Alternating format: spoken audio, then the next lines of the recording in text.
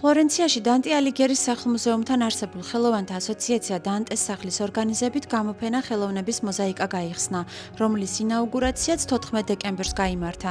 გამოფენაზე წარმოდგენილ იქნა 75 ხელოვანის სხვადასხვა თემატიკისა და საშემსრულებლო ტექნიკის ერთი და იგივე ზომის თვითონამუშევარი.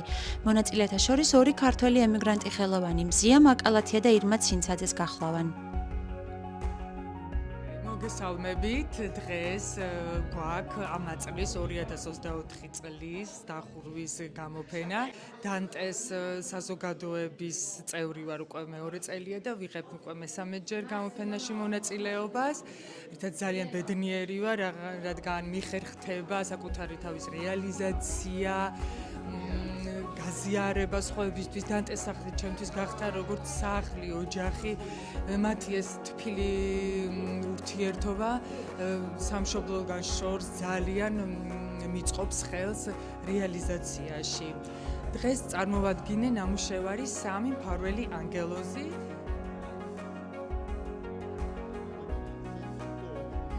მინდა აღნიშნო, რომ ძალიან ემოციური დღე არის ჩემთვის როგორც მხატვრისთვის და ბედნიერი ვარ, რომ მომეცა საშუალება მონაწილეობა მიმეღო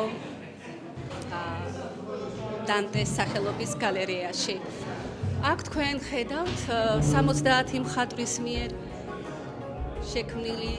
შექმნილ ნახატს. ერთ-ერთი ჩემი ნახატი გახლავთ. Antiquari Khanis, musicossi Gogol. La Società delle Belle Arti, Circolo degli Artisti, Casa di Dante. È un nome lungo, ma ha una lunga storia alle spalle. È un'associazione di promozione delle arti.